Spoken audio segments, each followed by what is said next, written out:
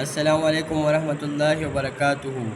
که چېرته تاسو دعا کوئ او تاسو دا غواړئ چې الله رب العالمین زما دعا فورا قبوله کړي، الله رب العالمین فورا زما طرف ته متوجه شي او زما چې کوم حاجت دی، که زما کوم ضرورت دی، هغه الله رب العالمین پوره کړي، نو د هغې دپاره زه تاسو ته یو ډېر مجرب او ډېر ازموده عمل ښیم.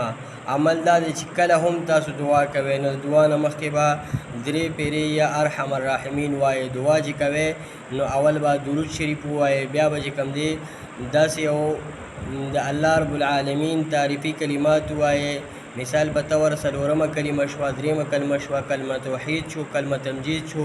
د هغې نه بعد چې بیا کله تاسو خپل حاجت لپاره دعا غواړئ نو دعا نه مخکې 3 پیرې یا ارحم الراحمین ووایئ، د هغې نه پس دعا وکړئ او دعا په آخره کې بیا د الله رب العالمین تعریف بیان کړئ او درود شریف ووایئ. انشاءالله ستاسو دعا به